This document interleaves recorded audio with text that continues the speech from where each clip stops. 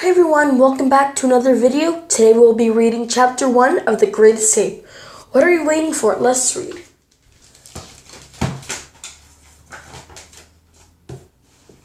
Chapter 1.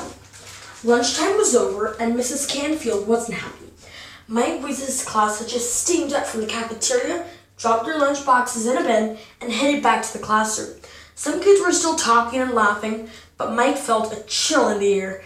Usually, Mrs. Canfield greeted everyone when they came back. She asked what was on the menu, or gave them the occasional high five. Today, she was standing at the door with her arms crossed.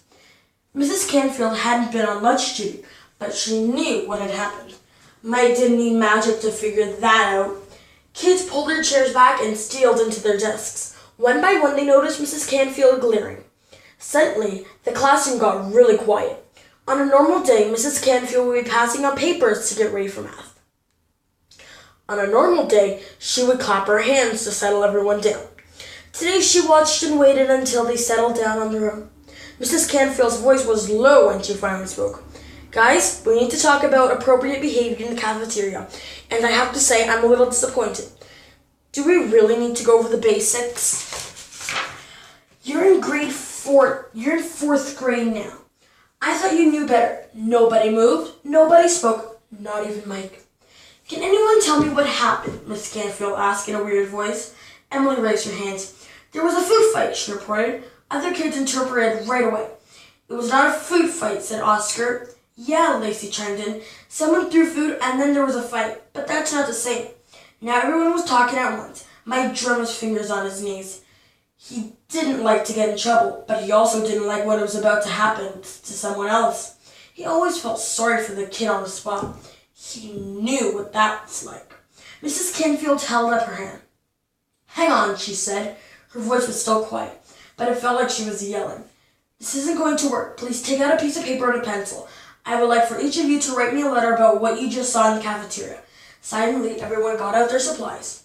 What had Mike seen at lunch? The inside of his PB&J, which he opened up and ate one side at a time. The face of his new friend Adam sitting across the table. Then there was a scoop of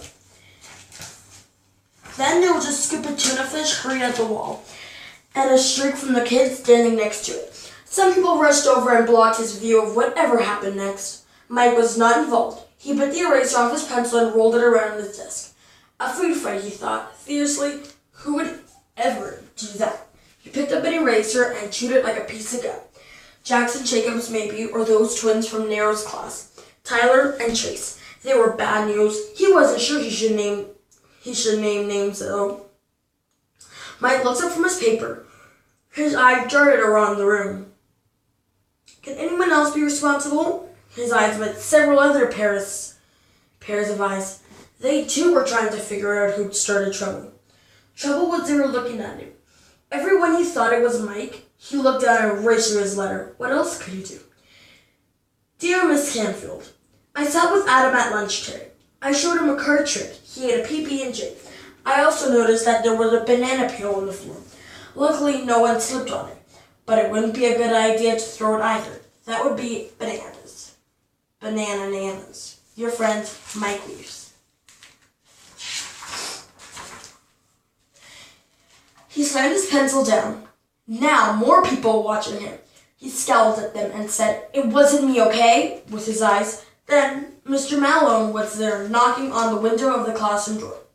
Math tutoring was not exactly the highlight of Mike's day, but right now he couldn't get there fast enough. His face was bright red as he walked past Mrs. Canfield's desk. Mike was doing a little better in school these days. Learning magic helped him learn other things too. If Mike practiced the same tricks and over, he'd get to the point where he couldn't do it automatically. Who knew it was the same with spelling words? He was even doing a little better about following school rules. Apparently no one had noticed so. The other kids just thought he was the same old Mike, always going to the principal. They thought he was bad news too. Today Mr. Malone sat in his chair and rubbed his hands together like he was cold. I thought we'd try something a little different this time, he said. Mike slumbered in his chair. Are we starting fractions? He asked. The rest of the class was almost done with that chapter. Mr. Malone swept his hand dramatically over the papers in front of him. Let's try some mathematical magic, he suggested. Mike smiled at him. Maybe for the first time ever. balding, skinny old Mr. Malone in his yellow shirt and looked like plastic. When did he get so nice? It was like he knew Mike's afternoon was off to a bad start. He was trying to cheer him up. He was trying to make a connection. Pick a number, the math tutor said. A 3-digit number with all 3 digits after 0. No zeros. Okay, said Mike. 216. Great, said Mr. Malone. Next, reserve the number and subtract the smaller one from the bigger one. 152 minus 216, Mike said. Can I use a calculator? Mr. Malone handed him a pad instead. Mike wrote the numbers down and tried to remember regrouping and got an answer. 612 minutes 216 equals 396, he said uncertainly. That's right, said Mr. Malone. Now reserve that number to 693, Mike asked. Where was the magic, he wondered. Mr. Malone nodded. And do the number you had before you reserved it. He pushed the pad back to Mike. 393 plus 396 is, Mike said, writing it all out. Mr. Malone cut him off. Don't tell me. He closed his eyes and paused and took a deep breath.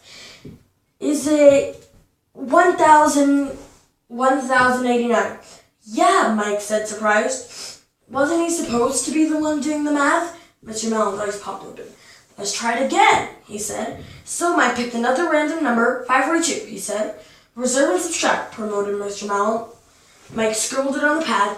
542 minus 245 is 297. Now reserve it and add to the number you had before you reserved. Mr. Malone closed his eyes again. And Mike said, no, let me do it this time. He wrote it all out. 297 plus 392 was 1089. Again! Hey, it's the same answer as the last time, Mike said. Mr. Malone coughed. Or was he laughing? Oh man, he was crowding himself up. It's always 1089, he told Mike, every single time. Mike didn't think it was funny exactly, but he think it was pretty cool. He tried it with a bunch of other numbers and it really worked. See, the tutor said, I know you could do this math if you made it interesting. Magic definitely makes it interesting, Mike agreed. He even remembered to say thanks. Mike didn't always keep up with the rest of the class. And yeah, he got in trouble sometimes.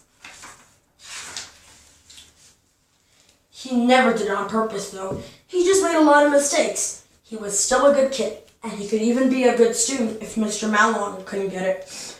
Why couldn't other people get it too? Mike would never start a fight or throw tuna fish at the wall, no matter what anyone else thought. If only he knew a magic trick for changing his reputation.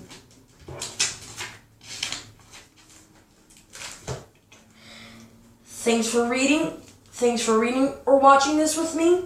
Make sure to subscribe and turn notifications on. Give this video a like, leave a comment. Make sure to stay tuned for chapter 2. Thanks for watching once again, and goodbye.